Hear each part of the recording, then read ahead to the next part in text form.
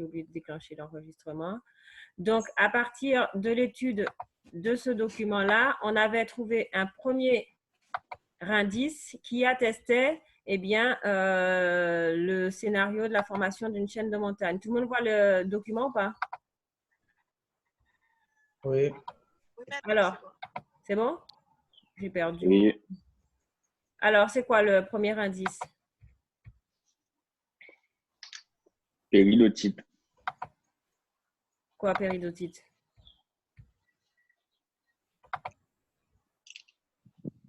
Il est partagé à l'écran, ce document ou pas? Oui. Vous voyez le chenailler?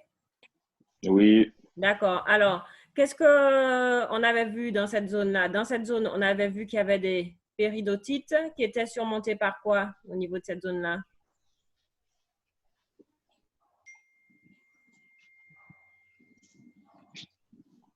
Le métamorphisme hydrothermal. Elles étaient très métamorphisées, mais au-dessus des péridotites, qu'est-ce qu'on avait comme roche? Les gabbros. Des gabbros, et au-dessus du gabbro, on avait des Basalte. basaltes. D'accord. Et toutes ces roches-là, l'enchaînement péridotite, gabbro, basalte, ça rappelle les roches de quelle croûte? De la De croûte lithosphère. océanique. Pas de la croûte, de la lithosphère océanique, puisqu'on a de la péridotite. La péridotite, c'est la roche du manteau. Donc, ça rappelle effectivement les roches de la lithosphère océanique. Donc, on a des témoins dans les Alpes d'un ancien océan, de notre fameux paléocéan, et ces roches qui correspondent à l'ancienne lithosphère océanique qui se retrouvent maintenant à plusieurs mètres d'altitude, on appelle ça des zophiolites. Vous vous rappelez de ce terme? Oui. Non. Eh bien, il faut Dans se... la, Oui. c'est dans la correction. Hmm? C'était marqué dans la correction. Oui, c'est marqué dans la correction. Je remets la correction là au tableau. Là. Regardez, la correction que je vous ai envoyée. On vous disait que dans les Alpes, comme la plupart des chaînes de montagne, présentent des traces d'une ancienne lithosphère océanique, entre parenthèses, ophiolite, et qu'elles ont été projetées en altitude à la suite de la collision continentale. C'est ce qu'on appelle le phénomène d'obduction. Tout le monde a ça devant les yeux? Oui. Oui. Ok, d'accord. Donc, du coup, on retrouve les traces de l'ancien plancher océanique au niveau des Alpes, ce qui montre que si on revient plusieurs millions d'années en arrière, dans les Alpes, au lieu d'avoir une chaîne de montagnes, on aurait pu y voir un océan. D'accord? Alors là, maintenant, on va voir un deuxième indice, un deuxième argument en faveur de l'existence ancienne d'un océan. Donc, ça, c'est la suite du cours que je projette maintenant. Voilà, vous voyez normalement tous la suite du cours. Donc, on était arrivé témoin d'une ancienne lithosphère océanique. D'abord, les traces de l'ancien plancher océanique. On retrouve effectivement la lithosphère océanique dans les Alpes. Et deuxième témoin qu'il y avait un océan dans les Alpes, c'est on retrouve des vestiges d'une marche continentale passive. Est-ce que vous avez fait le petit 2?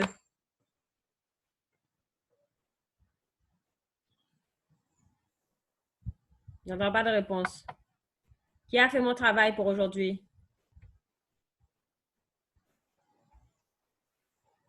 Oui, oui, vous m'entendez toujours ou pas? Oui. Alors, Oui. si j'ai pas de réponse, ça veut dire que personne n'a fait le travail? Non, mais ça avait bugué. Je vais demander quoi? Est-ce que vous avez fait ce petit 2 à la maison, travailler sur les marches passives? Oui. Oui, tout le monde? Pauline, tu as fait ça? Ah, madame, moi, je n'ai pas fait. Bon, alors, si vous avez fait, super. Donc, qu'est-ce qu'on montre dans ce document? Alors, on recherche les marches continentales passives. Qu'est-ce que c'est les marches passives? Alors, pour se rappeler ce que sont les marches passives, il faut retourner dans le cours de première S. Dans le cours de première S, normalement, l'année dernière, vous aviez travaillé sur les dorsales et la mise en place des océans, la mise en place de la lithosphère océanique. Alors, je vous projette un petit document. Ce sont des rappels justement de première S. Si j'arrive à l'ouvrir, je ne comprends pas qu'est-ce qui se passe là. Alors, attendez. Hein.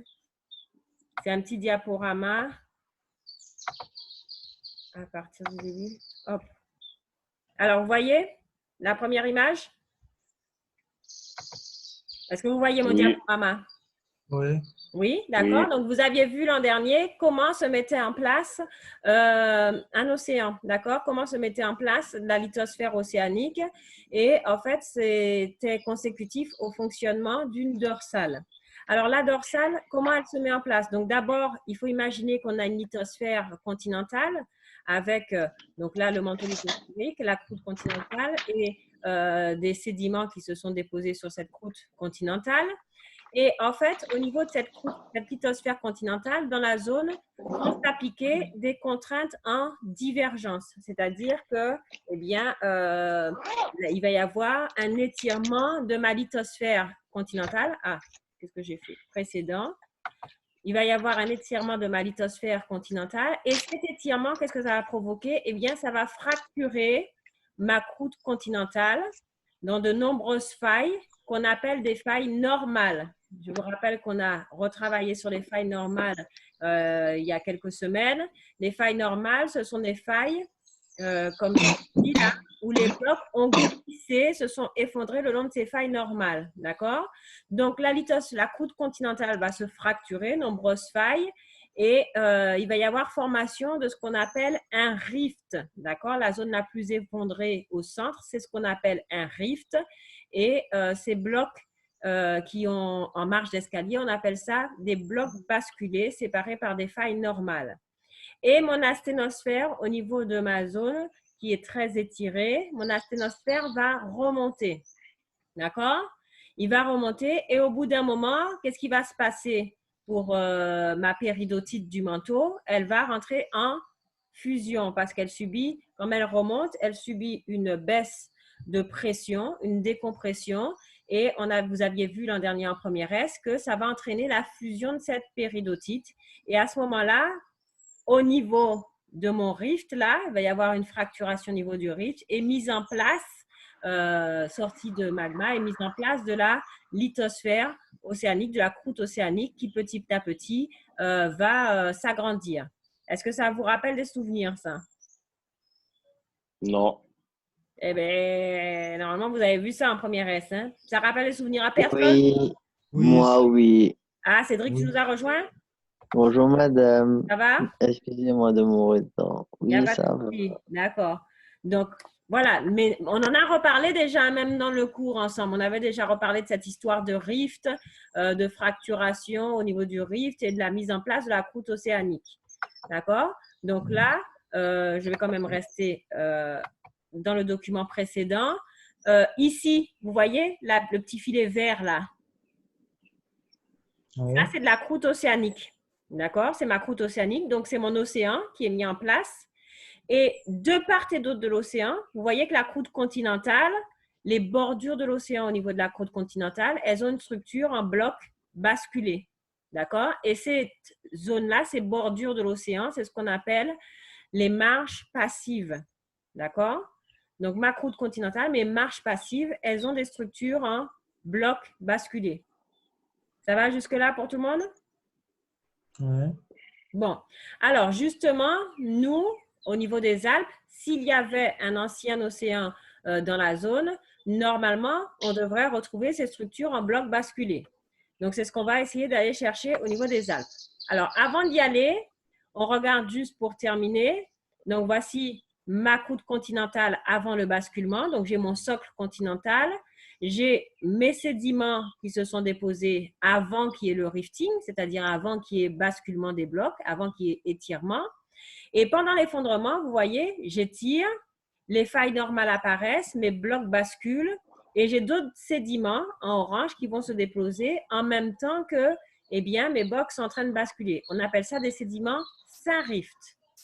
Et une fois que la marche passive est créée, vous voyez là, elle est créée, l'océan est en train de se mettre en place, eh bien, il y a d'autres sédiments qui vont continuer à se déposer et vont se déposer à l'horizontale, on dit en discordance sur l'ensemble, et on appelle ça des sédiments post-rift. D'accord? Donc, comment on reconnaît des marches passives? Tout simplement, la croûte est fracturée, il y a des failles normales. Failles normales, ça veut dire que mes blocs ont glissé le long de la faille, le long du plan de faille. Et ensuite, on a sur ces blocs eh bien, tout un tas de sédiments qu'on peut reconnaître. Ces sédiments anti-rift en jaune qui se sont déposés avant que le rifting se passe, des sédiments sin-rift qui se sont déposés pendant et des sédiments post-rift qui se sont déposés après. On verra l'intérêt de s'intéresser à ces sédiments tout à l'heure. Mais pour l'instant, est-ce que tout le monde a compris le principe?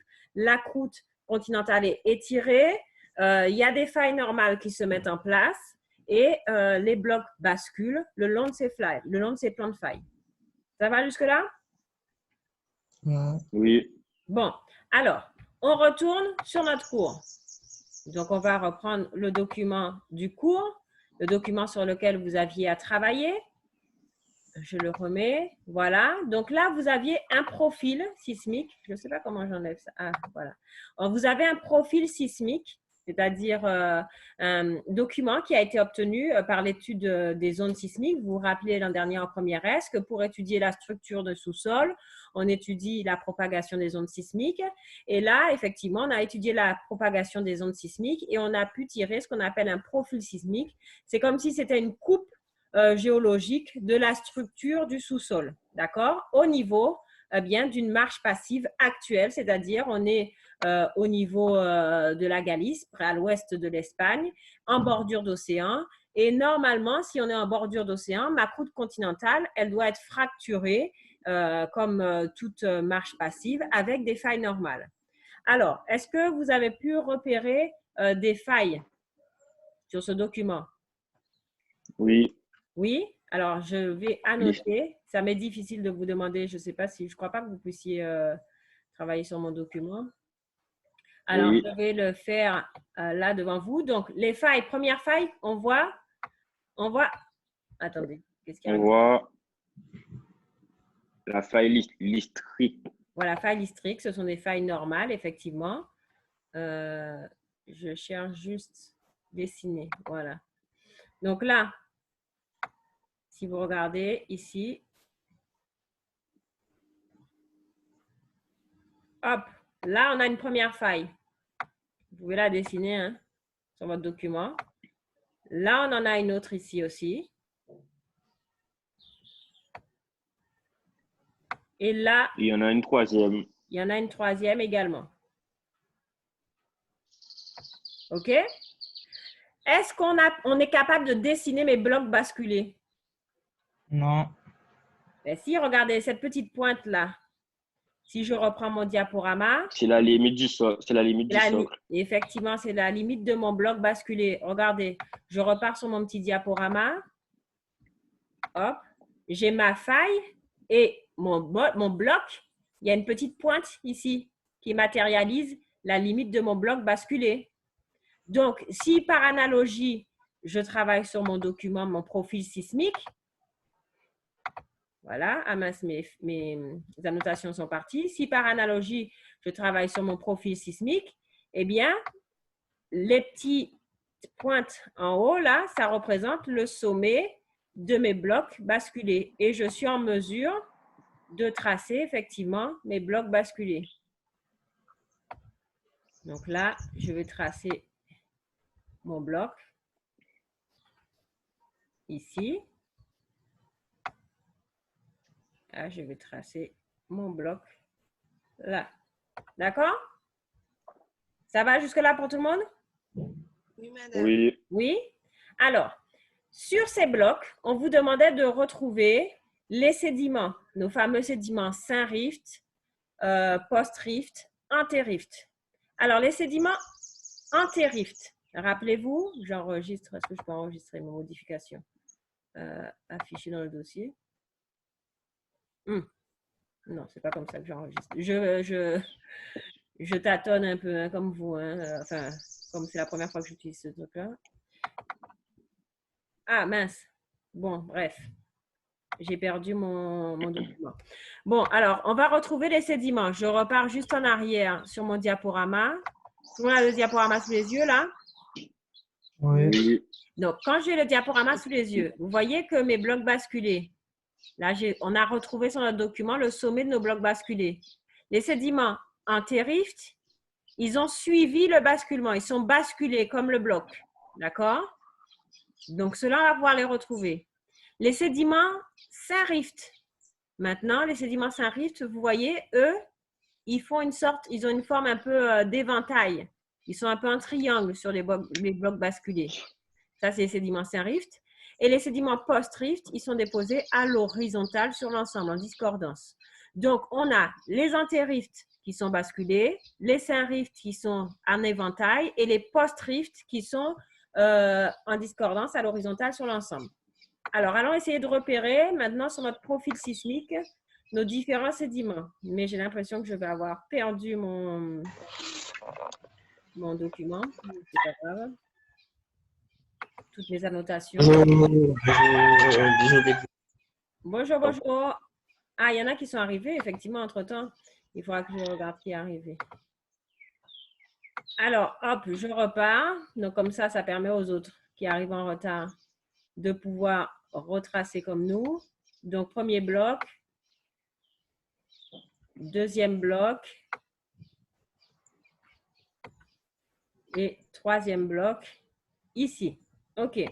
Alors, maintenant, mes sédiments anté-rift, je vais les mettre en bleu ciel. Vous repérez là, vous voyez que j'ai un réflecteur parallèle à mon tracé là, de mon bloc basculé. Je vais le tracer et ça matérialise mes sédiments, lesquels là? Si vous avez compris ce que c'est. Les anté-rift, très bien Ivan. Donc, vous pouvez les tracer, vous pouvez les hachurer et mettre une petite légende à côté, ici. On va mettre une petite légende en bleu, que ce sont les sédiments anté-rift.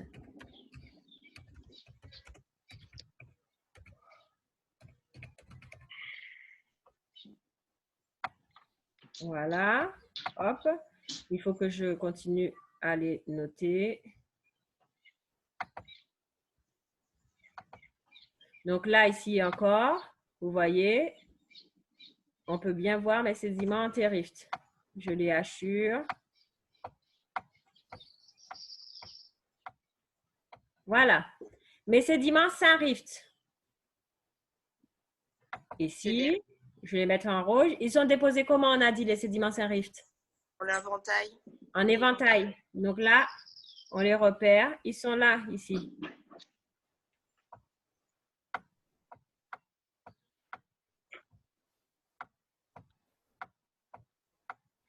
Et de l'autre côté, ils sont ici.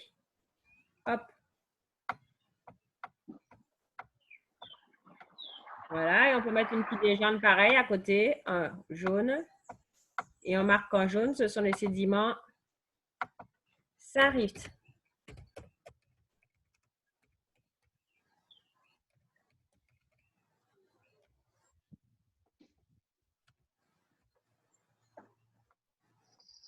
Voilà.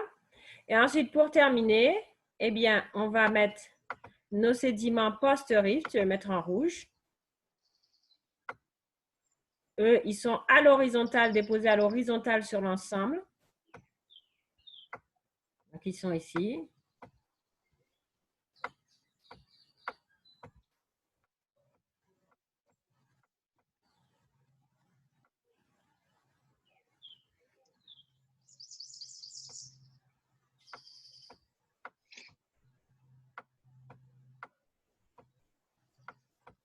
Voilà. Et on met la petite légende en rouge. Tout le monde est en train de faire ça sur son document? Oui. Super. Et on marque donc à côté sédiments post-rift. Voilà. C'est bon? Alors, pendant que vous prenez ça, je regarde qui est-ce qui est arrivé.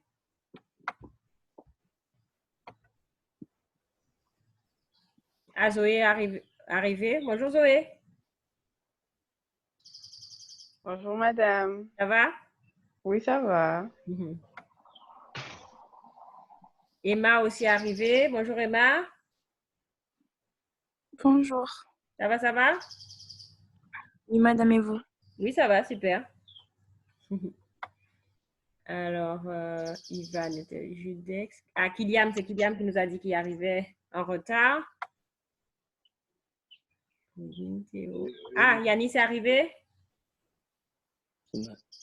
Ah ben dis donc, Yanis, on t'entend pas. Tu dormais? Tu dors encore? Yanis, Oui? ça va, tu dors pas? Non, je dors pas. Ah d'accord, bon, parce que je ne t'entendais pas. Mais c'est Yanis Medov ou Yanis Mondela qui est là? Montez là, madame. Ben, il y a marqué Yanis Medov. Il y a les Madame, deux. Ah, il y a les deux? Mais attends, je ne Oui. vois pas marqué Yanis Oui. Mondela. Il y a mes deux et il y a le petit arrogant. Le petit arrogant, n'importe quoi. Il y a Mhm. premier Yanis et deuxième Yanis. Madame, laissez-le parler. Il parle inutilement. madame, ma Bon, connexion bug. qu'est-ce qu'il y a, Théo?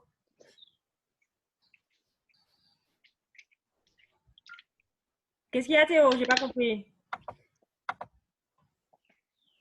C'est C'est pas Théo, c'est mes deux.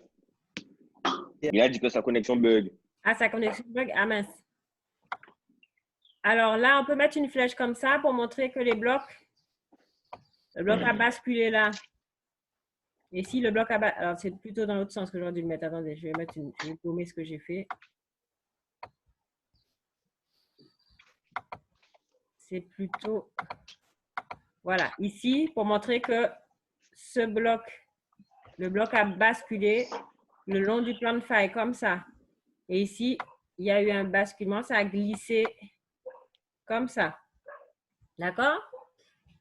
Bon, alors, si vous avez compris, est-ce que quelqu'un peut me dire où se situe la mer? À l'est ou à l'ouest? À l'est, à l'ouest. Est ou ouest? Il y en a un qui me dit l'est. Ouest. Vers l'ouest, effectivement, puisque les blocs sont basculés et de plus en plus en marche d'escalier. Et l'escalier le plus bas, c'est là où il y aura notre fameuse lithosphère océanique. Donc là, on voit qu'ils sont basculés de plus en plus bas vers l'ouest. Donc la mer, elle est ici vers l'ouest.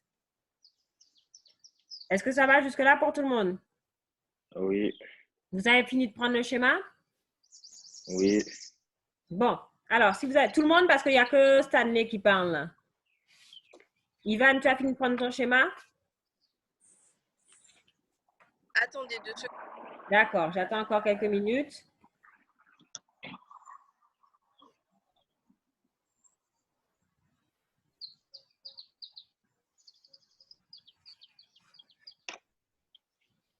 Donc ça, c'est la structure d'une marche passive.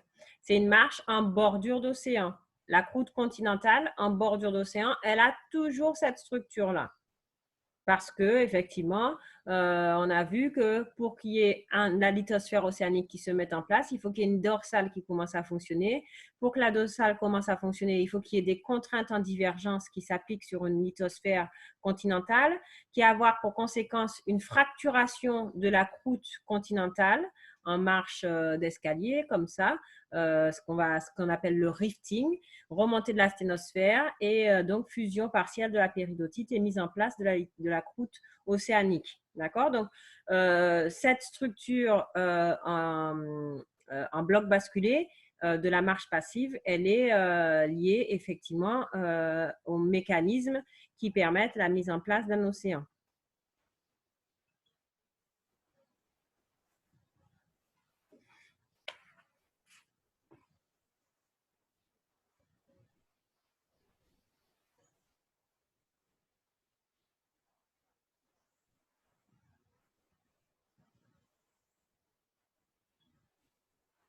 Vous me dites quand je peux continuer. Hein?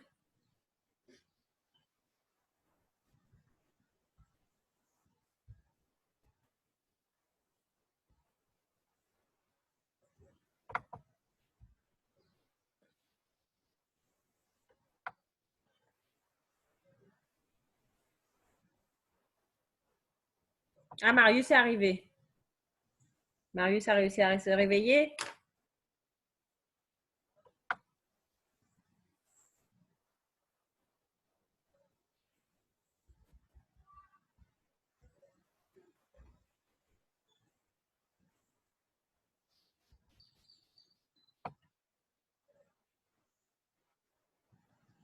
C'est bon?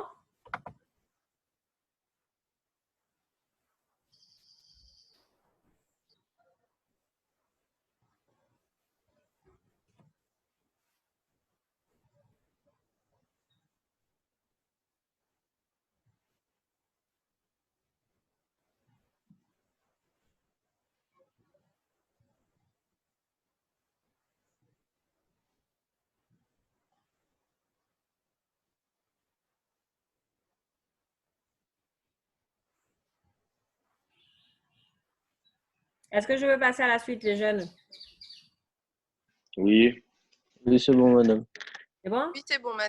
Oui, oui. D'accord, super. Alors, dans la suite du cours, donc je descends un petit peu. Dans la suite du cours, on vous demandait d'aller prendre le document 2 de la page 171. Donc, tout le monde va reprendre le document 2 de la page 171 pendant que vous ouvrez votre livre. Je vais… Alors, attendez. Qu'est-ce que je fais? Il faut que je ferme. Arrêter ce partage d'écran. Et je vais aller chercher le document de mon livre. Page 171. Voilà, celui-ci. Donc, je vais le grossir un petit peu. Tout le monde le voit? Non. Vous Oui. voyez pas mon partage d'écran là? C'est bon, c'est bon. C'est bon? Donc Oui. là, on est toujours dans les Alpes. On est en train de s'intéresser à des massifs montagneux des Alpes, d'accord? Ce qu'on appelle les massifs cristallins externes. Et donc, le massif de la Mure, de Taillefer et le massif des Grandes Rousses. Vous voyez, on vous les a représentés ici. Ça, c'est le massif de la Mure, Taillefer et le massif des Grandes Rousses. Et on a fait une coupe géologique de ce secteur. Et voici ce que montre cette coupe géologique. Qu'est-ce que vous remarquez, en fait? Bah, elle est composée de plusieurs blocs différents. Chaque bloc différent a une couche supérieure différente. Alors, il y a les composés de blocs, c'est ça, différents, tu m'as dit, Judex? Oui. Oui, combien de blocs? Sous la coupe, il y a 3 blocs 3 blocs, d'accord. Et ces 3 blocs sont séparés par quoi? par des failles. Par des failles, effectivement. Donc, on a le bloc de la Mure, séparé du bloc de Taillefer par une faille. Le bloc de Taillefer qui est séparé du bloc des Grandes Rousses par les failles. Et ces failles, c'est quel type de failles si on regarde? Des subductions. Alors, on a vu combien de types de failles, nous, en cours? Soit il peut y avoir des failles Normal, normales, soit des failles inverse. inverses. Alors, les failles normales, comment on repère une faille normale? Que faut le bloc le long de la faille normale, le long du plan de faille? Elle glisse. Elle a glissé. Et une faille inverse, le long du plan de faille, que fait le bloc? Il remonte. Il remonte, très bien.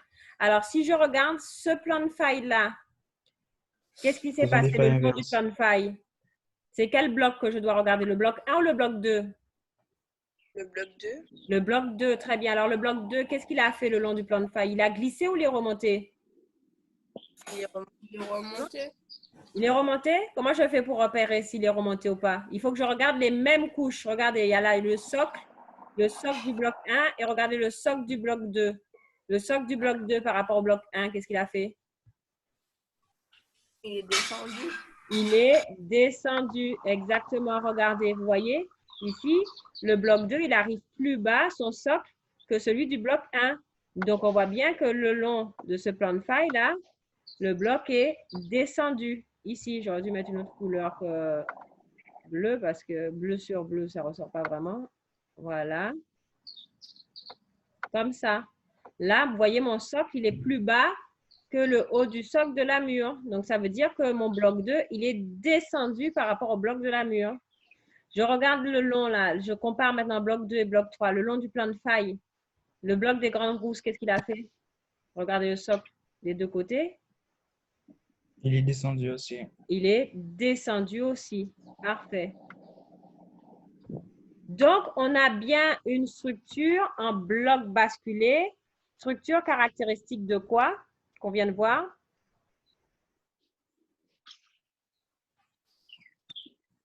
Ces structures en bloc basculé, c'est caractéristique de quoi? Comment on a appelé ça tout à l'heure? Les ophiolites. Les ophiolites, c'est les vestiges de la lithosphère océanique. Rappelez-vous, qu'est-ce qu'on a expliqué tout à l'heure? Cette structure en bloc basculé, là, ça s'appelle comment? Des structures d'une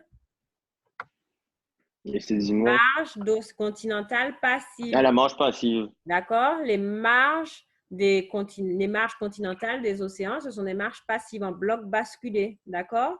Donc, dans les Alpes, on retrouve ces structures aussi en marche passive avec des blocs basculé puisqu'on voit que le bloc de taille fer par rapport à la mûre, eh bien, il a basculé, d'accord, le long du plan de faille. Le bloc des grandes rousses par rapport à taille fer a également basculé. On a des blocs séparés par des failles normales et ça, cette structure-là, géologique, c'est typique d'une marche passive. Et si on retrouve une marche passive dans les Alpes, ça veut dire que si je remonte il y a longtemps dans les Alpes, normalement, dans cette zone-là, qu'est-ce qui existait?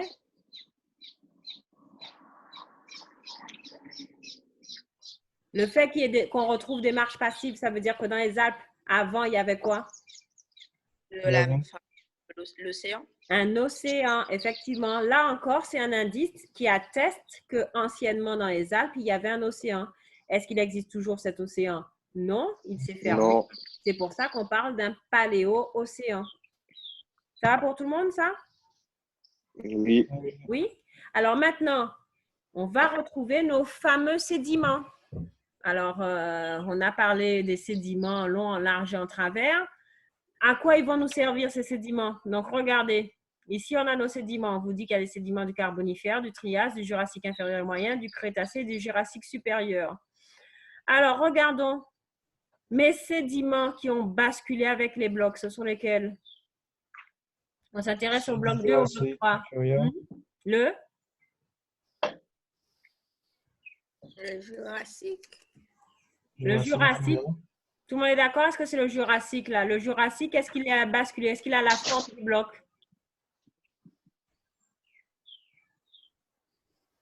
Est-ce qu'il a suivi le basculement du bloc, le sédiment jurassique?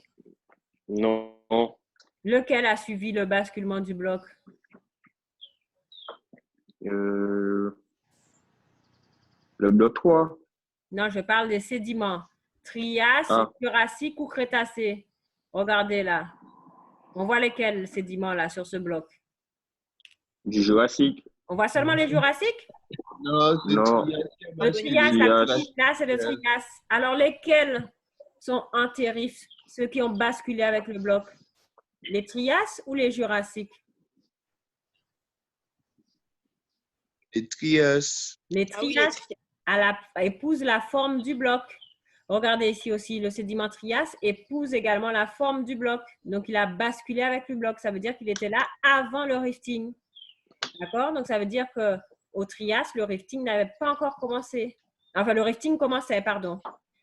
Non, c'est ce que je raconte, des bêtises. Au Trias, le rifting n'avait pas commencé lorsque ces sédiments-là se sont déposés. OK? Puisque ce sont les sédiments antérift. Par contre, au Jurassique, regardez les sédiments jurassiques. Là, on le voit bien. Ils ont une forme comment sur les blocs? En éventail. En éventail, exactement. Ces sédiments jurassiques, ils ont une forme en éventail. Donc, eux, ce sont les sédiments Rift, je crois. comment on les appelle? Ces sédiments Antérift. pas antérift. Et antérift, on a dit que ce sont les Trias, ceux du Trias. Ce sont les rifts. Non. Comment ils s'appellent? Ceux qui sont en éventail, les sédiments comment? Non, franchement, je ne sais pas. Stanley, retourne. On a mis des légendes sur tout à l'heure sur ton schéma. Regarde ton schéma, compare. Tu m'as dit que tu étais le premier à me dire que tu avais fini de prendre tes légendes et ton schéma. Alors, reprends ton schéma, reprends tes légendes. Et oui, je fais mon chose, quoi. On cherche le nom des sédiments qui sont en éventail. Oh, les enrives, Alors, c'est des post-rift. Ceux qui sont en éventail, les jeunes. Non. Les rifts, un truc comme ça. Mais vous avez mis vos légendes. Regardez votre schéma de Les Saint-Rift. Les Saint-Rift. Exactement, les Saint-Rift. En rouge ici, ce sont des sédiments. Saint-Rift, ça veut dire quoi? Saint-Rift, ils se sont déposés à quel moment? Si c'est Saint-Rift, ça veut dire quoi? Pendant le rifting, pendant le moment où la croûte était en train de se fracturer, pendant le rifting, au moment où l'océan a commencé à se former, ces sédiments étaient en train de se déposer. Et qu'est-ce que j'ai fait? Et ceux qui sont au-dessus, là, les sédiments du Crétacé, là, ceux-là, ils sont déposés à l'horizontale, ça va être quel type de sédiments? Des post-rift. Des sédiments post-rift. Les sédiments qui sont là, les sédiments du Crétacé qui sont déposés à l'horizontale sur l'ensemble, ce sont des sédiments post-rift, c'est-à-dire qu'ils se sont posés lorsque le rifting était terminé, lorsque l'océan, après que l'océan se soit formé. D'accord? Donc, quel est l'intérêt d'après vous d'aller rechercher ces sédiments? Ils vont nous renseigner sur quoi ces sédiments? Pourquoi les géologues s'attachent vraiment à savoir quels sont les sédiments anté-rift, sin-rift et post-rift? Ça va leur donner des informations sur quoi? Sur le déplacement. Alors, pas sur le déplacement, mais je cherche, regardez, les sédiments anté-rift, vous m'avez dit, ces roches anté-rift, elles se sont déplacées, elles se sont mises en place avant que l'océan se forme. Les sin-rifts se sont mis en place pendant que l'océan se formait. Et les post-rifts se sont mis en place après que l'océan soit formé. Donc, l'intérêt d'aller rechercher ces sédiments, c'est pour savoir quoi, en fait? La date de création de l'océan. Très bien, Marine. La date de création de l'océan. Les géologues recherchent ces sédiments pour savoir à quel moment l'océan s'est formé, à quel moment l'océan existait dans les Alpes. Et donc, d'après cette étude, quels sont les sédiments qui vont nous donner la date de formation de cet océan? Il faudra regarder quel sédiment pour savoir l'âge de formation de l'océan. Le sin-rift. Le sin-rift, exactement. Et donc, ces sédiments sin-rift qui se sont déposés pendant le rifting, ils datent du Jurassique inférieur et moyen, c'est-à-dire, si on reprend une échelle géologique, environ 160 millions d'années. En fait, l'océan dans les Alpes se serait formé il y a 160 millions d'années par rapport à l'actuel. Donc, l'intérêt, effectivement, pour nos géologues d'aller rechercher ces sédiments, c'est de pouvoir déterminer l'âge du rifting, l'âge de la formation de l'océan. Et donc, en analysant l'organisation des sédiments sur les blocs, ils repèrent les sédiments sin-rift. Et connaissant les sédiments sin-rift, on peut remonter à l'âge de formation de l'océan. Et là, en l'occurrence, ça date du Jurassique inférieur moyen, c'est-à-dire environ 160 millions d'années. Ça va pour tout le monde? Oui. Oui? Alors, si on revient sur notre cours, donc là, je remets le cours corrigé tel que je vais vous l'envoyer.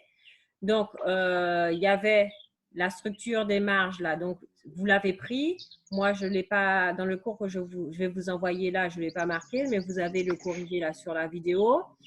Donc, on vous disait, qu'est-ce qu'on peut en déduire? Vous voyez, on a des structures comparables en bloc basculé. Le socle continental est affecté par des failles normales. Le bloc des Grands Roux s'est descendu le long du plan de faille par rapport au bloc de taille fer. On observe la même structure en bloc basculé que sur les marges actuelles, ce qui prouve qu'à un moment donné, il y a eu des contraintes en distension. Et les massifs cristallins, ce sont des blocs basculés d'une ancienne marge passive.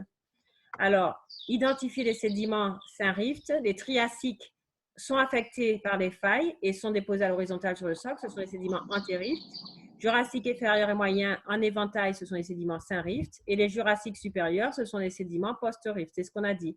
Donc, l'âge du rifting dans les Alpes. Donc, le rifting a débuté après le Trias, c'est-à-dire après au Jurassique inférieur. Pardon, c'est un téléphone qui sonne. Moi, je vais arrêter ça. Bon, ça va s'arrêter tout seul. Donc, le rifting a commencé après le tirage au Jurassique inférieur, environ 200 millions d'années. Ensuite, on vous dit qu'il s'est terminé au Jurassique moyen, c'est-à-dire 160 millions d'années. Vous m'entendez? Ah, c'est bon. Oui, c'est comme ça a sonné, ça... Ok. Alors, vous voyez toujours mon document partagé ou pas? Non. Là, vous le voyez? Non. D'accord, bon, je refais le partage. En fait, c'est que ça a bugué là, avec comme mon téléphone a sonné et que je suis sur la Wi-Fi du téléphone. Comme ma Wi-Fi fixe n'est pas performante, je suis sur celle du téléphone. Du coup, ça a coupé là avec la sonnerie. Donc, je remets le document, le corriger donc. Voilà. Donc, on vous disait, donc là, vous voyez maintenant? Oui. Donc, ça s'est terminé au Jurassique moyen. Donc, qu'est-ce qu'il faudra retenir? Je vous dis que dans les Alpes, on retrouve les vestiges des anciennes marches passives. Ce sont des blocs basculés séparés par des failles normales recouverts de sédiments déposés avant le mouvement de bascule, les sédiments anti-rift. Les sédiments déposés pendant le bascule, c'est les sédiments syn-rift. Les sédiments déposés quand le basculement des blocs a cessé, sédiments post-rift. Et les blocs basculés et leurs sédiments associés sont les témoins d'une déchirure continentale préalable à l'ouverture d'un océan. C'est une marche passive. D'accord? Et donc, ces blocs basculés, on les retrouve dans les Alpes au niveau de ce qu'on appelle les massifs cristallins externes, c'est-à-dire Taillefer, Pelvoux, les Grandes Rousses, les gros massifs qu'on a vus tout à l'heure. Alors, si vous regardez à la fin du cours, je vous avais envoyé, il y a une carte là, tout à la fin du cours. Cette carte-là. Je ne sais pas si vous avez imprimé ou pas le cours. Oui. Alors, si vous avez imprimé, vous pouvez prendre cette carte-là, là, et on va pouvoir, Annexe 1. voilà, on va devoir mettre des annotations. Donc, première annotation qu'on va pouvoir mettre. Madame, Oui, vous avez envoyé le reste quand? mais je vous avais envoyé dès le départ le cours en entier, Hein? mais sans les corrections, le cours vide en entier.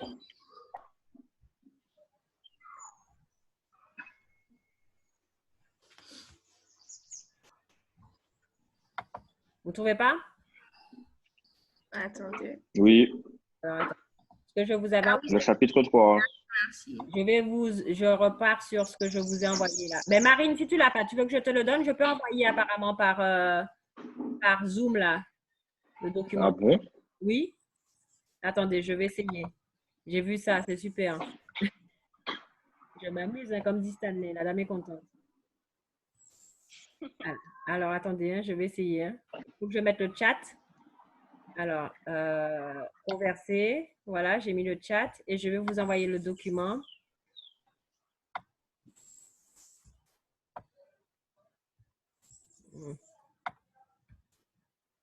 Qu'est-ce que j'ai fait? Ah mince, j'arrive pas à le faire. J'ai réussi à le faire la dernière fois et là, j'arrive plus à le faire. Alors, attendez, hein, je vais essayer de faire ça. Il faut que j'ouvre.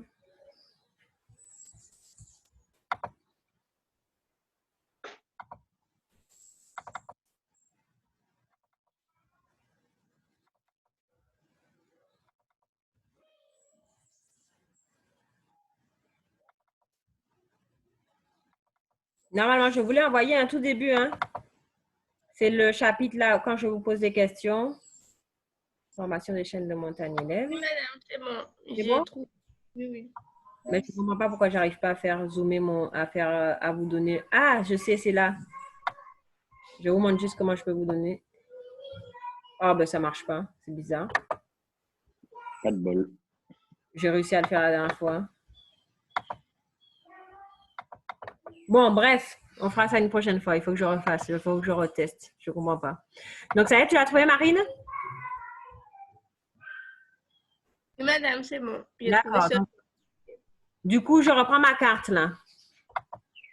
Je vais tout à la fin de la carte pour qu'on revoie la carte et on va mettre des annotations. Donc, cette carte-là, je vais la réduire pour qu'on puisse la voir en entier. Ah, mais j'ai trop réduit.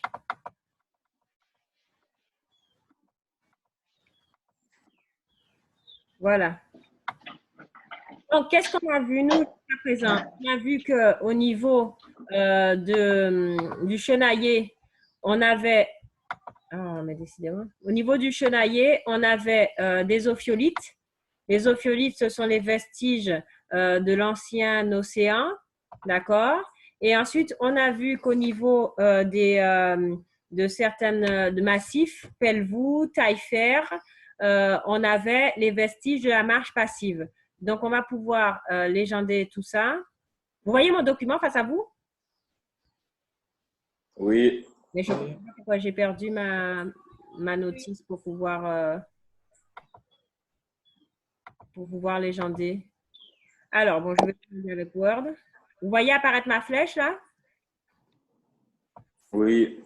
Alors, au niveau du chenaillé, ici, là, vous allez pouvoir mettre chenaillé, une légende, et on va noter, hop, ophiolite.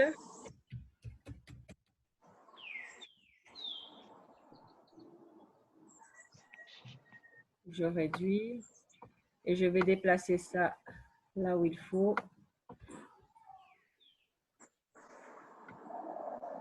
Donc, ophiolite. Et on va mettre les ophiolites en face du chenaillé. Chenaillé, là. D'accord? Tout le monde repère le chenaillé?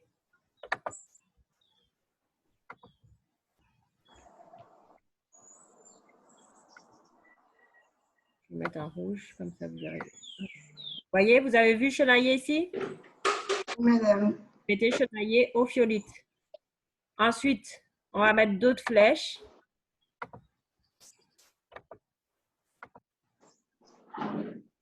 Donc là, appelle-vous, Beldon.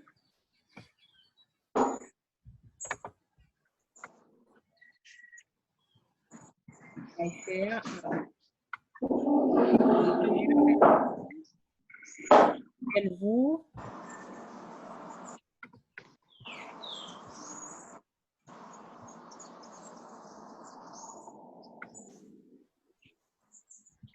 Voilà. Et là, on va marquer. Qu'est-ce qu'on a dans cette zone-là? Ce sont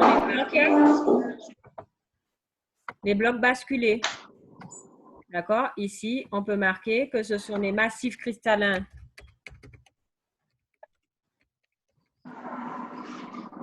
externes. Et vous pouvez marquer que ces massifs cristallins externes, ce sont égales anciennes marges passives européennes. Et structure en bloc basculé. D'accord? Je vous laisse prendre note.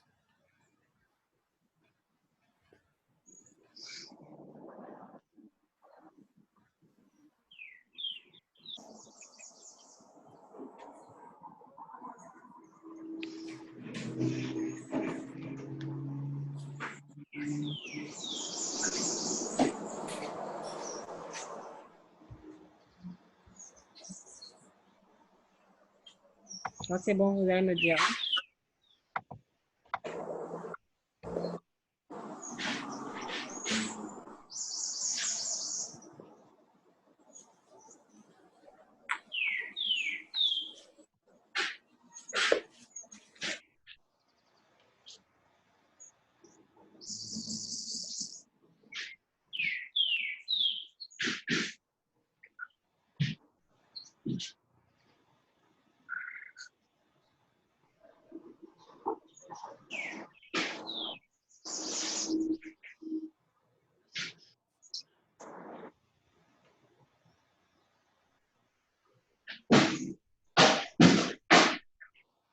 C'est bon?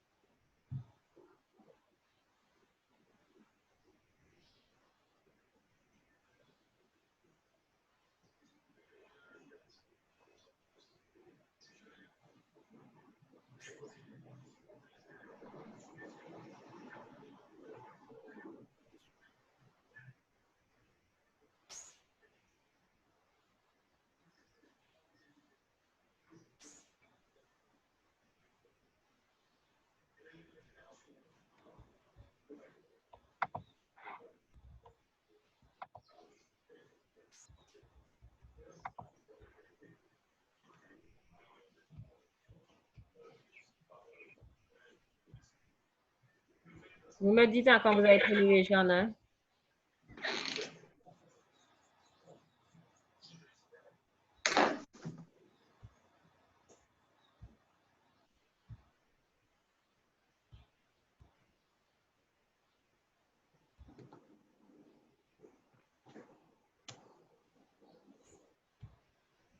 Vous avez fini? Non?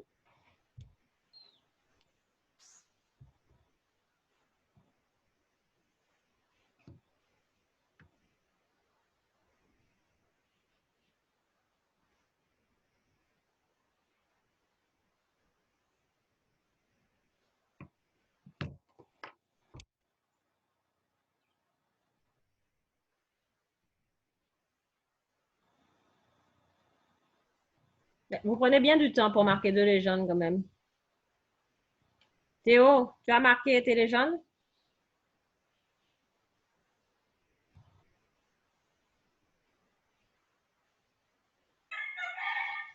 C'est moi. C'est bon, Yanis? Et où est passé Oui. Théo? Théo a allumé son ordinateur, il a disparu derrière son ordinateur. Hein? Tu as marqué tes légendes, Théo? Eh bien, Théo a disparu. Ilandra, tu as marqué? Oui, madame, c'est bon. Bon, c'est bon, super. Alors, bon, du coup, les jeunes, on a les vestiges de l'ancien océan, les ophiolites. On a les vestiges des marches passives. Donc, ça prouve qu'il y avait un océan dans les Alpes. Cet océan, est-ce qu'il existe toujours? Non. Non. Non. Donc, où il est passé? Mais, Il a disparu. Comment il a disparu? mais il a baissé en altitude. Il a baissé en altitude. Comment il a disparu, s'il vous plaît? Qu'est-ce qu'on a expliqué? Attends. Par quel mécanisme il a disparu?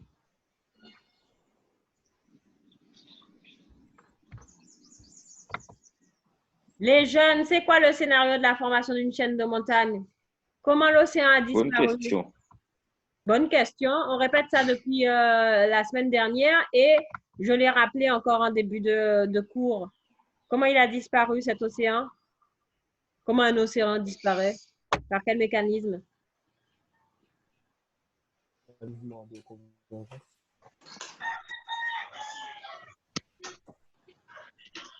Pauline, comment un océan disparaît? Je sais pas, madame. Tu ne sais pas comment un océan disparaît? Ah non, et reprenez votre cours là, les jeunes. Comment l'espérance disparaît? Par quel mécanisme? Madame, c'est Les failles. pas à cause de la subduction. Par subduction, madame. Ben oui, par subduction. Ah, elle a Donc, dit, elle a effectivement, dit. c'est la subduction qui va faire que cet océan, il a disparu dans les Alpes. Il n'existe plus aujourd'hui. Donc, maintenant, ce qu'on va aller rechercher dans les Alpes, ce sont les preuves qu'à un moment donné, il y a eu de la subduction. Alors, prenons rapidement la suite du cours. On va aller très vite parce que ça, c'est des choses qu'on a déjà vues. Donc, on prend le chapitre. Tout le monde voit le document en face de nous. Madame, Qu'est-ce qui me j'ai parle? Oui, Joey Linson. juste une question. Genre, je viens de me réveiller il y a à peu près 5 minutes et j'ai raté la moitié du cours. Du coup, vous allez poster sur YouTube. Oui, j'ai enregistré. Ok, merci. De rien. Mais il faut se lever plus tôt, hein, Jolinson, hein? Non, mais madame, c'est parce qu'il y a un mauvais sommeil qui m'a pris là. Aïe, aïe, aïe. Un mauvais sommeil. Bon, heureusement, tu as réussi à te réveiller pour voir la suite. Bon, de toute façon, ne t'inquiète pas, ce sera sur YouTube. Alors, Ok. donc, pour terminer, donc, enfin, pour presque terminer, donc, les témoins de la subduction, vous avez tous le cours en face des yeux. Donc, on demandait de prendre les documents 2 et 3 à page 173. Donc, 2 et 3 à page 173. Normalement, vous avez lu les documents à la maison, donc on ne va pas trop s'attarder sur ça. Donc, je reprends les documents page 173. Tout le monde a les documents. Vous voyez sur mon écran les documents page 173? Non, madame. Oui. J'ai pas fait le partage? Non. Non. Alors, attendez.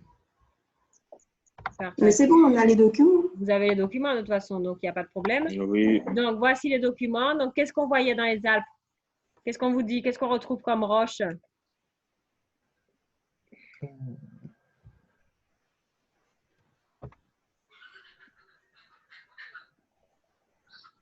Des métagabbros. On retrouve nos fameux métagabbros, d'accord? Quel Oui. métagabbro on retrouve? Des schistes bleus. On retrouve des schistes bleus. On retrouve quoi encore?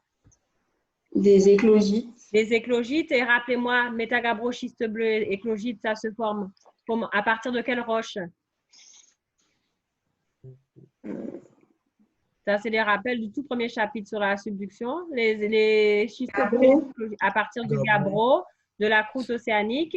Et lorsque la croûte océanique est rentrée en subduction, d'accord? Donc, ce sont des roches qui vont se former par métamorphisme dû au changement de pression et température qui accompagne l'entrée en subduction de ma croûte océanique, de ma lithosphère océanique. D'accord? Donc, on retrouve des roches métamorphiques des zones de subduction dans les Alpes. On retrouve aussi quoi? Qu'est-ce qu'on vous dit? De la cohésite. De la cohésite, d'accord? C'est quoi de la cohésite? On vous dit, c'est une forme particulière de quartz, la cohésite. Ce minéral, on le retrouve lors des cratères d'impact météoritique, mais on les retrouve aussi lorsqu'il y a lorsqu'une lithosphère lorsque la croûte a été soumise à une ultra haute pression. On retrouve de la cohésite, on retrouve encore quoi?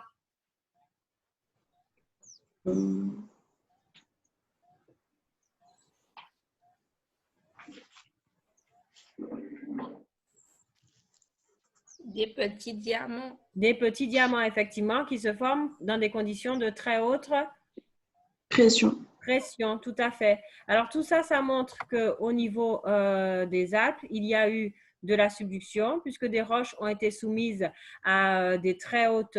des roches, on retrouve des roches métamorphiques dans les Alpes, d'accord, et des roches métamorphiques qui se forment dans des conditions de haute pression, haute température, d'accord, comme les métagabbros, schistes bleus, éclogites qui se sont formés à partir du gabbro de la croûte océanique qui a plongé en subduction, donc augmentation de pression, augmentation de température, du coup métamorphisme de la roche, schiste bleu, schiste éclogite, d'accord. Donc le fait qu'on retrouve ces roches dans les Alpes, ça montre qu'il y a eu de la subduction. Notre ancien océan a disparu par subduction.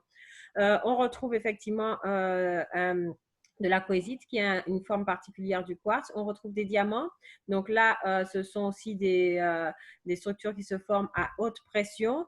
Et en fait, c'est une partie de la croûte continentale qui, elle aussi, a plongé en subduction. À la fin de la subduction de la croûte océanique, il y a une petite partie de la lithosphère, de la croûte continentale, qui est rentrée en subduction et qui a généré cohésite et quartz. D'accord? Alors, juste pour vous montrer un petit document, on s'est intéressé à aller voir où se localisaient ces fameuses roches métamorphiques dans les Alpes. Et si on regarde ce document-là que vous n'avez pas dans votre livre, un document supplémentaire, donc c'est on a regardé un petit peu dans les Alpes où se localisaient les schistes verts, les schistes bleus, les éclogites, d'accord? On voit quoi? Eh bien que mes roches ne sont pas agencées n'importe où, on ne les trouve pas n'importe où dans les Alpes, elles sont à certains endroits. Les schistes verts sont dans cette zone-là, les schistes bleus dans cette zone-là, les éclogites dans cette zone-là.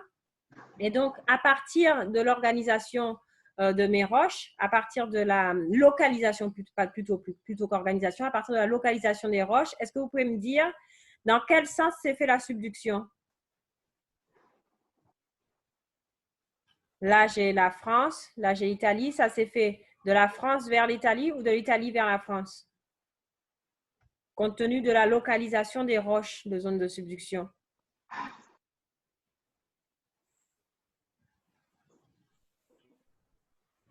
De l'Italie vers la France. Alors, Ouais. tu me dis de l'Italie vers la France. Est-ce que tout le monde est d'accord? Oui, je suis d'accord. Les autres, vous êtes tous d'accord? Oui, madame. Oui, madame, monsieur Kyliam. Alors, pourquoi tu me dis de l'Italie vers la France, Judex? Bah, on a qu'à regarder les roches les plus récentes, en fait. Et on voit que,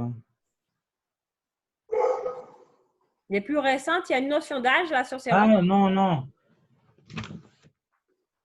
On regarde la coupe qui est effectuée, la coupe ci-dessous, et on voit les, comment dire? Qu'elle se dirige petit à petit vers la France, enfin, un truc comme ça. Ah bon, il y a une notion de... On vous donne une notion de... on vous Eh donne un non. sens là donc. C'est en fait, ce sont les matériaux nouveau-nés, en fait, qu'il faut regarder. Et C'est-à-dire, où ils sont Kyliam. apparus. Donc, genre les métagabbros, ceux qui ont subi le métamorphisme, on regarde où ils sont le plus présents. Où ils sont le plus présents, mais il y en a partout là. Euh, On remarque que les roches plissées sont vers la France. Les roches plissées, mais les roches plissées ne me renseignent pas sur... les plis, ça me renseigne sur quoi? C'est des déformations. Au moment de... À quel moment il y a des plis qui se forment? Au moment de là? C'est c'est pas comme les Saint-Rift. Non. Alors, il ne faut pas mélanger tout. Hein. Les sédiments, c'est un rift. Ça nous renseigne sur le rifting au moment où s'est formé l'océan. Les plis, on a vu des plis, c'est lorsque la lithosphère, la croûte continentale est déformée. Ce sont des déformations qui sont liées à la collision. D'accord? Donc, les sédiments, c'est un rift, c'est au moment du rifting, au moment de la formation de l'océan. Les plis, ce sont des déformations qui sont liées à de la collision entre les deux plaques continentales. Et mon métamorphisme, là, ce métamorphisme qu'on voit là, c'est le métamorphisme qui est occasionné par la subduction. Mais si je regarde les jeunes, les roches qui ont, normalement, dans quel ordre ça se fait? Mes schistes verts, ce sont ceux qui se forment lorsque la lithosphère s'est éloignée de la dorsale. Après, qu'est-ce qui va se passer? Ma croûte océanique, ma lithosphère océanique va plonger en subduction. Qu'est-ce qui va se former? Ce sont les métagabbros. Quels métagabbros? Après les schistes verts, lesquels se forment? Dans votre cours, rappelez-vous votre cours sur la subduction. Après les schistes verts, lesquels se forment? Schistes bleus. Les schistes bleus. Et après les schistes bleus, les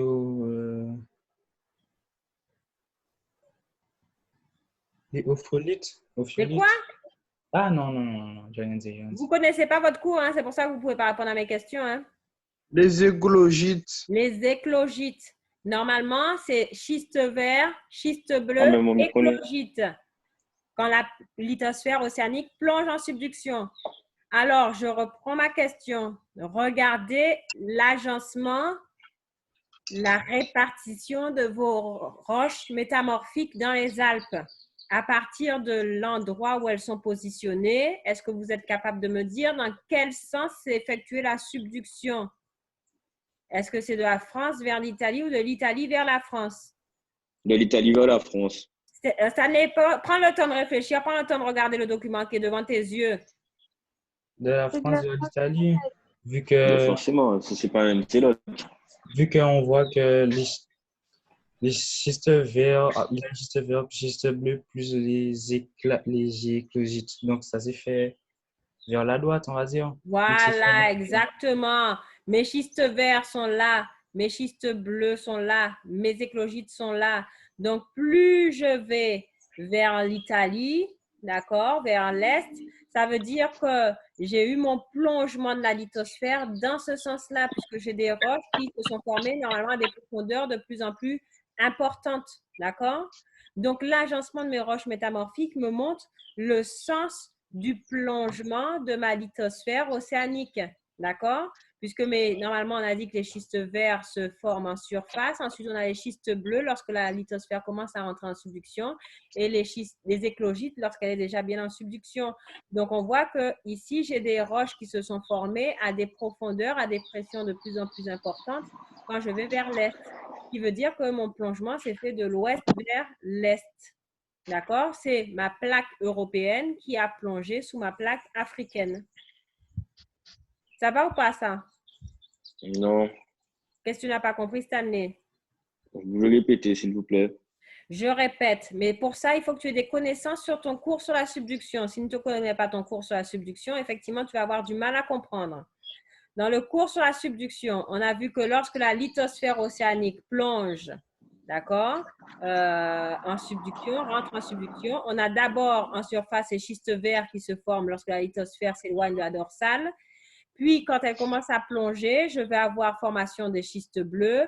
Et ensuite, je fais un petit dessin là. Mais ça, c'est des choses qu'on a déjà vues. Hein. Lorsque ma lithosphère s'éloigne de la dorsale, je vais avoir mes schistes verts qui se forment. D'accord? Quand elle commence à plonger, il y aura des schistes bleus. Et les éclogites. Et après, il y aura les éclogites qui se forment. D'accord? Ça, c'est ce qu'on a vu dans le cours. OK? Donc, mes schistes verts, mes schistes bleus et mes éclogites ne se forment pas dans les mêmes domaines de pression et de température. Et quand je vais vers schiste bleu et éclogite, ça veut dire que j'ai des roches qui se sont formées à des profondeurs de plus en plus importantes, à des pressions de plus en plus importantes. Ça va jusque-là, Stanley? Oui. Je regarde mon agencement maintenant dans les Alpes de mes roches métamorphiques. Je vois mes schistes verts sont ici, plus vers l'ouest. Mes schistes bleus, quand je vais vers l'est, je me retrouve avec des schistes bleus, donc des roches qui se sont formées à des profondeurs plus importantes. Je vais encore vers l'est, je me retrouve avec des roches, des éclogites qui se sont formées à des profondeurs de plus en plus importantes. Donc, ce qui veut dire que quand je vais de l'ouest vers l'est, j'ai des roches qui se sont formées à des profondeurs de plus en plus importantes. Donc, si c'est des roches qui se sont formées à des profondeurs de plus en plus importantes, ce qui veut dire que ma lithosphère, elle a forcément plongé dans ce sens-là. Ça va ou pas, Stanley? Ça va. Elle a plongé de la France vers l'Italie. D'accord? Et la plaque sur laquelle se trouve la France, on l'a dit au début du cours que c'est la plaque européenne. La plaque sur laquelle se trouve l'Italie, c'est la plaque africaine. Donc, la plaque européenne a plongé sous la plaque africaine. D'accord. C'est bon? T'as mieux compris? C'est bon. Les autres, c'est bon? Oui, madame. Bon. Alors, du coup, pour terminer le cours, on verra que... Alors, j'ai perdu. Alors, attendez, il faut que je réouvre mon fichier avec le cours corrigé parce que je l'ai perdu. Je l'ai fermé quand je vous montrais quelque chose. Donc, je le reprends pour vous le montrer.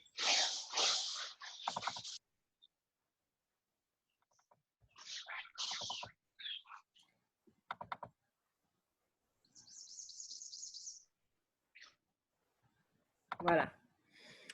Donc, alors, dans le cours corrigé, je vais mettre un partage d'écran. Eh bien, pourquoi il n'apparaît pas? Alors, je vais refaire le partage d'écran. Voilà, le voici. Hop. Tout le monde le voit? Oui. Donc, on vous dit que preuve d'une paléosubduction dans les Alpes, on retrouve des métagabbro-agglocophanes, des schistes bleus, on retrouve des éclogites, des schistes verts.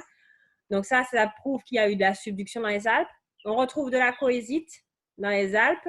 On retrouve des diamants, c'est ce qu'on a expliqué tout à l'heure, qui montre qu'il y a une partie de la croûte continentale qui a été entraînée dans la subduction. Et ensuite, dans quel sens s'est fait la subduction? Vous voyez, l'intensité du métamorphisme est de plus en plus importante d'ouest vers l'est. On passe de schiste vert au schiste bleu aux éclogistes et aux faciès ultra haute pression. Les roches ont donc été amenées à des profondeurs de plus en plus importantes. Cela traduit que la direction de plongement de la lithosphère océanique est d'ouest vers l'est de la plaque européenne sous la plaque africaine. Et là, voilà, là, donc la conclusion, c'est qu'on trouve effectivement des témoins de la subduction dans les Alpes. Alors maintenant, pour terminer, on trouve aussi des témoins de la collision. Donc là, ce n'est pas la peine on ne va pas détailler énormément. Donc on retrouve des plis, des failles inverses, des nappes de charriage au niveau des Alpes. D'accord? Donc, hop, j'arrête. Je reprends les documents du livre que vous aviez à travailler. C'est quelle page? Vous pouvez me rappeler les pages là, parce que comme j'ai enlevé le cours de mes yeux. C'est page 167, 177, voilà ici. Donc, page 176, 177, on vous montre qu'il y a des nappes de charriage au niveau des Alpes. On vous expliquait ça dans le texte. On le voit également sur la carte que je vous ai donnée tout en bas, ici, cette carte-là.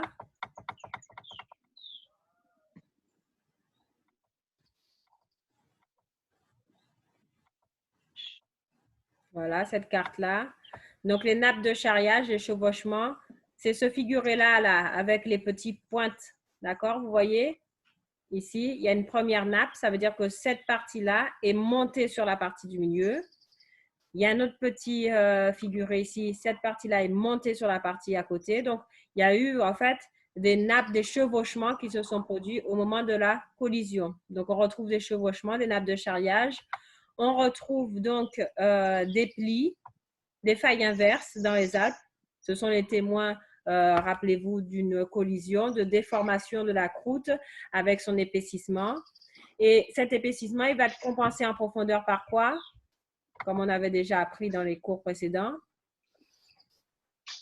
L'épaississement, il est composé en profondeur par quoi, les jeunes? Qu'est-ce que vous avez vu dans le document?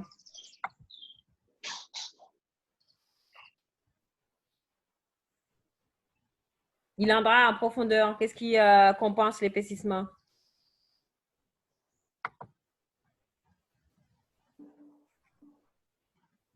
Les nappes de charriage. Je n'entends pas. Enfin, c'est pas l'Ilandra, mais Ivan? oui, je crois que c'est les nappes de charriage. Non, les nappes de charriage, ce sont les déformations. D'accord? D'accord. Et en fait, ces déformations, ça va créer un épaississement de la croûte. C'est ce qu'on avait expliqué dans le cours précédent. Toutes les déformations de la croûte continentale, les plis, les failles inverses, les nappes de charriage, ça génère un épaississement de la croûte. Donc, cet épaississement, c'est ce qui est responsable de la formation de la chaîne de montagne. Et en profondeur, pour compenser ce surépaississement de la croûte continentale, qu'est-ce qu'on a en profondeur dans le cadre de l'isostasie? Qu'est-ce qu'il y a toujours sous une chaîne de montagne? Il y a de la masse en profondeur. Il y a de la masse? Ben oui. Mais non, puisque l'épaississement génère de la masse. Donc, en profondeur, il faut avoir un… Je comprends pas. D'accord, moi, Qu'est-ce qu'on avait expliqué, les jeunes, dans le cas de l'isostasie? Donc, C'est pas une racine crustale. mais oui, mais la racine crustale, c'est un excès de C'est une masse. déformation. C'est pas une Pour nous déformation. compenser. C'est pour compenser l'excès de masse en surface. En profondeur, j'ai la racine crustale de la croûte qui est moins dense qu'à côté du manteau. Donc, ça me fait la masse est moins un défaut de masse. Ah, c'est le mot. un défaut de masse, de la masse, madame. Non, la masse et un défaut de masse, c'est pas la même chose. Il y a de la masse, ça laisse plutôt supposer que c'est une masse plus importante. Il y a un défaut de masse par rapport à une situation où je suis en pleine pour compenser justement l'excédent de masse lié à l'épaississement de la croûte continentale. Ça va ou pas?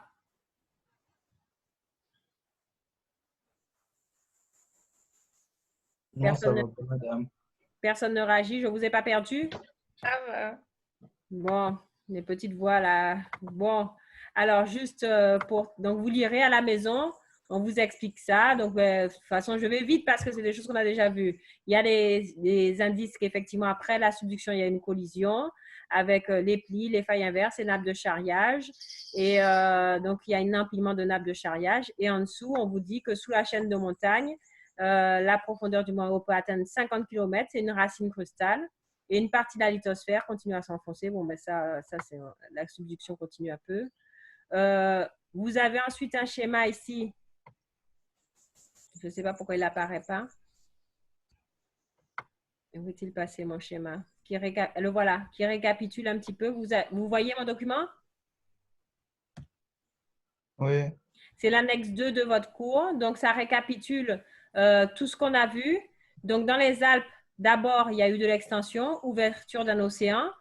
L'épreuve, on retrouve les ophiolites, les blocs basculés. Les blocs basculés, vous pouvez mettre entre parenthèses marche passive. Ancienne marche passive plutôt. Ensuite, qu'est-ce qui s'est passé? Cet océan, il s'est fermé par subduction. Donc, on vous dit l'épreuve dans les Alpes, comment on fait pour savoir qu'il y a eu fermeture de l'océan? Eh bien, on retrouve du métamorphisme avec des schistes bleus et des éclogites, témoin de la subduction. Que la subduction, c'est la lithosphère européenne qui s'est enfoncée sous la plaque africaine. Et après cette subduction, eh bien, les deux blocs, les deux croûtes continentales sont rentrées en collision. D'accord? Du coup, eh bien, on a beaucoup de déformations, des plis, des failles inverses, des nappes de charriage. Et en dessous, vous pouvez marquer qu'il y a aussi une racine crustale, présence d'une racine crustale. Vous pouvez rajouter présence d'une racine crustale.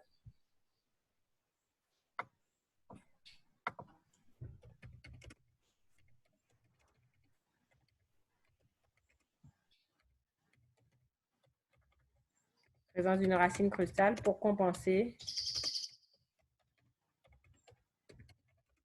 l'épaississement.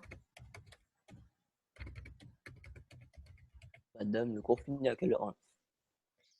Qu'est-ce qu'il y a, Marius? Tu es pressé? Je dirais pas ça, mais... Mais ça veut dire que tu es déjà arrivé en retard. Donc, au moins, ça te fera la vraie heure. Le cours se termine maintenant, Marius.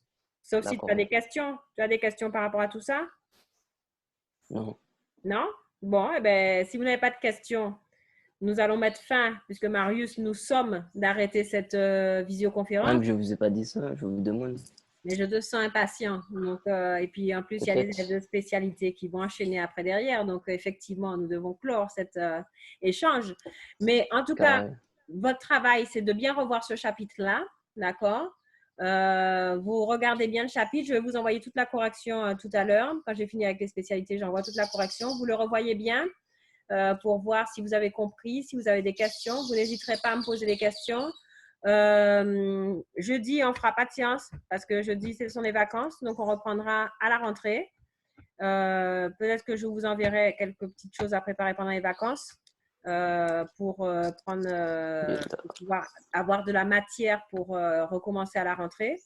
Donc, je vous enverrai quelques petites choses à préparer pendant les vacances. Pas pour vous surcharger non plus, mais pour avoir de la matière le jeudi de la rentrée, là, quand on va recommencer à travailler. D'accord? Et comme j'ai dit à ceux qui étaient là avant que les autres se connectent, j'ai réunion avec mon inspectrice mercredi qui nous parlera des modalités pour le bac. Donc, dès que j'ai plus d'informations, je vous donnerai ces informations. Ça vous va? Oui, madame. Oui, madame, c'est bon. Reposez-vous bien. Essayez de revoir un petit peu tout ce qu'on a travaillé ensemble là pendant ces quelques semaines de confinement. Essayez de les revoir pendant vos vacances pour faire le point, voir si vous avez bien compris. Si vous pouvez... Bon, de toute façon, je vais vous envoyer quelques petites choses à travailler, même des petits exercices par rapport à cette partie pour pouvoir voir si vous êtes au point par rapport à cette partie-là. Donc, c'est pareil, c'est des exercices où on peut trouver des corrections sur Internet. Ça n'a aucun intérêt d'aller chercher. Travailler l'exercice pour voir si vous avez compris. Et de toute façon, ce n'est pas noté, c'est juste pour vous, pour voir si vous êtes au point sur la partie. D'accord? D'accord. Bon, eh bien, je vous souhaite de bonnes vacances, reposez-vous bien et je vous tiens au courant pour le bac. Entendu. Au revoir tout le monde. Au revoir, madame. Ne me quittez pas, on se retrouve sur l'autre conférence. Bisous, bisous, bisous. Au revoir, au revoir. Au revoir. Au revoir. Monsieur Cédric, au revoir. Alors, Au revoir, madame. Au revoir, au revoir. Je vais sur l'autre conférence pour les spécialités. J'ai une question, moi, du coup. Oui. Pour les spécialités, l'autre conférence, c'est quoi? C'est genre, il y a une autre adresse IP à Ça va envoyer taper. notre invitation. D'accord. D'accord, on y va. À tout de suite.